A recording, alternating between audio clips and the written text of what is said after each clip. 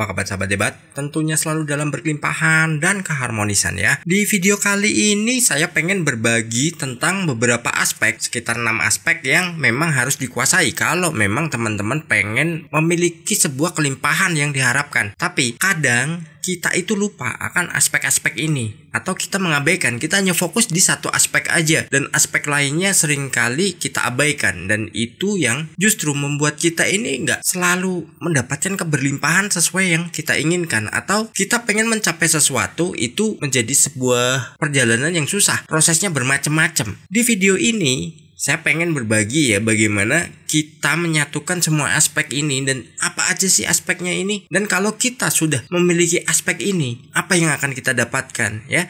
Jadi simak sampai habis, jangan di skip-skip. Ini boleh dibolak-balik ya. Aspek yang pertama itu adalah mental. Bagaimana kita menanamkan diri kita. Kita memiliki mental seperti apa? Ya itulah diri kita. Karena apa? Dari kita menanamkan mental itu, maka itu akan menjadi sebuah karakter kita. Karena apa? Itu yang membentuk sebuah habit kita. Jadi teman-teman tanamkan pada diri teman-teman bahwa teman-teman memiliki mental yang berbeda dengan kebiasaan orang atau kebanyakan orang. Fokuskan saja pada mental sesuai mental yang ingin kita bentuk. Misalkan nih, orang yang bermental kaya itu justru hidupnya akan dengan mudah dia mendapatkan kelimpahan-kelimpahan atau jalan-jalan rezeki yang memang akan selalu datang. Gimana sih contohnya mental kaya itu? Mental kaya itu contohnya begini. Mungkin kita punya temen ya, atau kita punya siapa kenalan yang dia kerjaannya adalah traktir dong, bagi dong, makan-makan dong, bagi rezekinya dong. Itu adalah contoh mental-mental yang miskin. Dalam artian di sini miskin bukan miskin secara materi, tapi mentalnya. Dia mungkin duitnya banyak, tapi mentalnya itu adalah mental kekurangan dan selalu berharap sesuatu yang gratisan dan sesuatu yang dia nggak mau mengeluarkan biaya, atau dia pengen kemudahan-kemudahan. Misalkan nih, ada orang yang hobinya nih, misalkan dia suka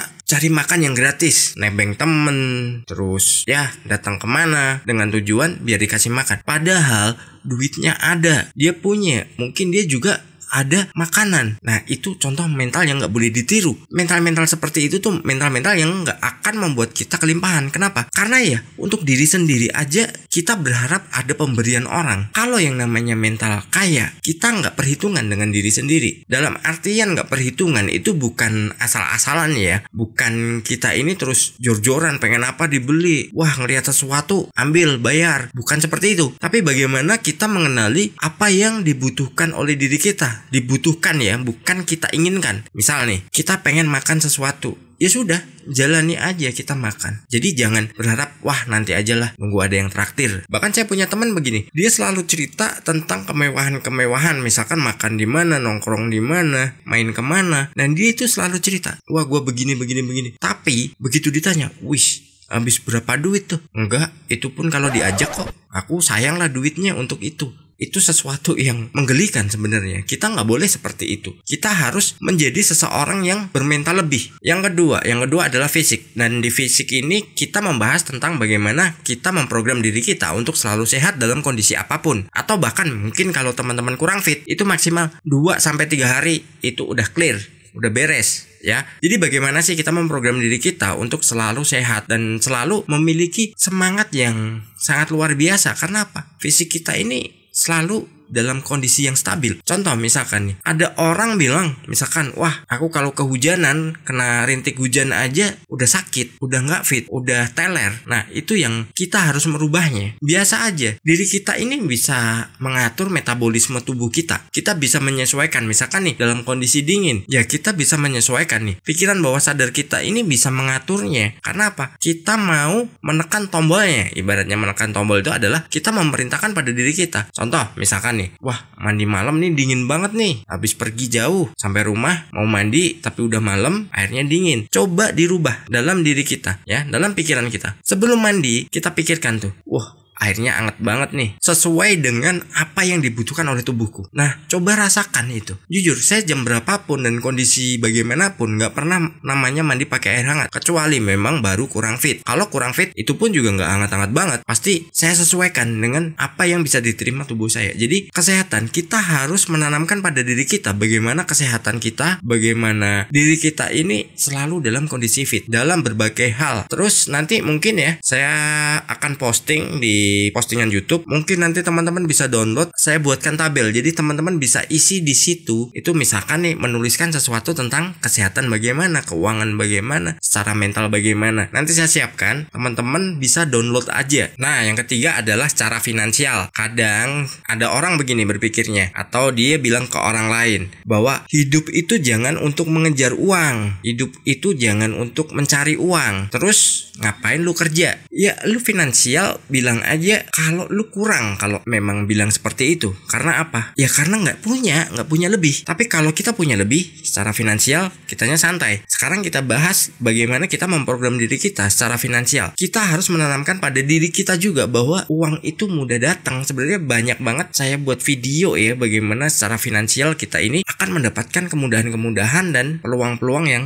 selalu datang. Di finansial ini biasanya yang mempersulit adalah pikiran kita. Misalkan ada sesuatu tawaran atau sebuah peluang, biasanya kita akan berpikir panjang lebar sana sini, akhirnya peluang itu hilang. Terus bagaimana juga kita mengelola keuangan kita? Apakah kita akan berfoya-foya saat punya banyak duit, atau kita akan memanajemen sesuatu yang kita miliki tersebut untuk sebuah aset-aset yang akan menghasilkan lagi, justru akan menjadi sesuatu yang lebih besar lagi. Ingat loh, ini law of attraction ya. Jadi semua ini berkaitan dalam pikiran bawah sadar kita. Bagaimana kita berpikir, bagaimana kita memprogram diri kita, ya itulah kehidupan kita. Mungkin secara finansial ini saya nggak bahas panjang lebar karena saya udah bahasnya banyak banget videonya. Teman-teman bisa cari sendiri yang membahas tentang keuangan dan lain sebagainya. Lalu yang keempat ini adalah sosial. Bagaimana kita berinteraksi dengan orang lain, termasuk pasangan kita, termasuk teman kita, saudara kita, atau siapapun. Relasi pun juga itu sesuatu yang masuk dalam ranah sosial. Karena kalau kita nggak memiliki relasi yang luas, peluang kita akan sempit dan kita nggak akan bisa melebarkan peluang-peluang atau kita akan membesarkan usaha kita atau penghasilan kita. Contoh nih, misalkan ada orang tertentu, saya hanya mau bergaul dengan komunitas A, saya hanya mau berinteraksi dengan komunitas B. Dari situ dengan alasan suku, ras, agama, antar golongan, atau bahkan apapun yang menjadi alasan karena itu begini, itu begitu. Nah, itu yang akan mempersempit karena peluang itu datang dari siapa saja. Ibarat gini, ada sebuah cerita, ada seorang kakek di tengah banjir, dia hanya sendirian di atas atap rumahnya yang kebanjiran karena tenggelam. Dan karena dia membatasi dirinya untuk berinteraksi secara sosial kepada orang lain, dalam artian dia nggak mau menerima bantuan dari siapapun kalau itu bukan dari golongannya, dari komunitasnya. Dia hanya berdoa nih, minta untuk diberi pertolongan. Nah, habis itu apa? Ada helikopter lewat nih.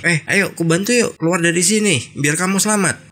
Oh enggak, kamu bukan golonganku dan aku sudah minta ke Tuhan untuk diberikan pertolongan dari orang yang aku inginkan. Oke, ya sudah, orangnya pergi yang naik helikopter. Datang lagi orang naik perahu. Dia melakukan hal yang sama, pengen menolong, tapi ditolak.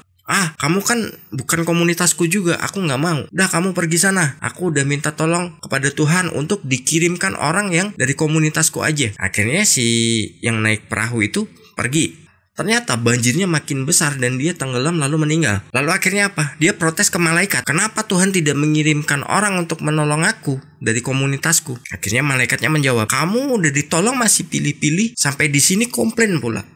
Nah, seperti itu. Ibarat kita berinteraksi, kita nggak perlu membatasi lo dari golongan apa, lo dari suku apa, lo dari agama apa, lo dari berbagai hal, mungkin kasta, mungkin apa. Semua yang itu menjadikan diri kita ini maju dan kita bisa bertumbuh, ya itulah sosial kita yang baik. Nah, ini biasanya yang banyak jadi orang membenarkan dirinya. Aspek ini adalah aspek spiritual. Nah, orang berpikirnya bahwa spiritual itu adalah sesuatu yang harus berkaitan dengan sebuah religi. Spiritual berbeda dengan religi. Spiritual itu antara kita dan Tuhan, atau antara kita dan Sang Pencipta. Jadi bagaimana hubungan kita secara vertikal, entah itu melalui metode bagaimana, ya mungkin dalam agama juga mengajarkan berhubungan dengan Tuhan bagaimana, terus bagaimana caranya, itu sah-sah aja, itu oke aja. Memang itu harus menurut agama dan keyakinannya masing-masing. Tapi ada aspek lain juga, ada metode lain juga yang membuat kita semakin dekat dan kita bisa berkomunikasi. Mungkin bisa kita dengan meditasi, mungkin bisa juga kita dengan relaksasi, ataupun dengan afirmasi pun kita juga berhubungan langsung. Karena apa? Sebenarnya kalau teman-teman mempelajari law of attraction lebih jauh, kita itu berdoa itu bukan monolog, tapi kita berdoa itu adalah sebuah dialog. Dialog bagaimana? Ada jawaban-jawaban yang disampaikan ke kita juga. Hanya saja kadang kita nggak memahaminya. Oh, ini sebuah jawaban dari doaku. Yang banyak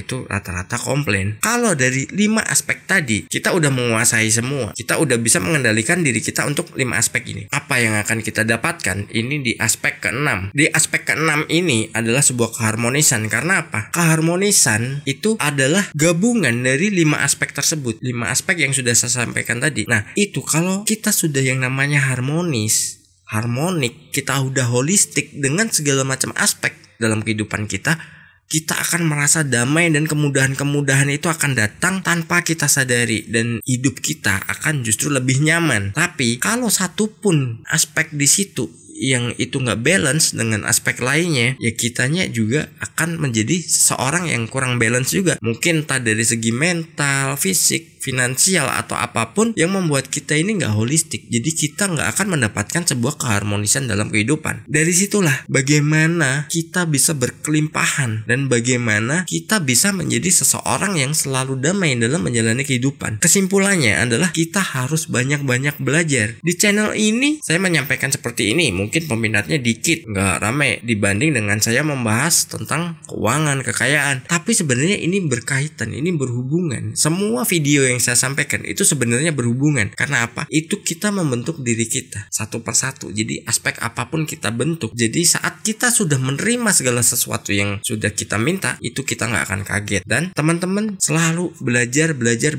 Dalam artian belajar adalah koreksi diri, evaluasi ya. Misalkan nih udah berdoa minta sesuatu kok dapatnya berbeda, evaluasi dulu salahnya di mana. Kalau memang belum nemu jawabannya, silahkan tanya di kolom komentar. Saya bantu untuk menjawabnya. Ada faktor apa yang harus diperbaiki. Sukses berkelimpahan.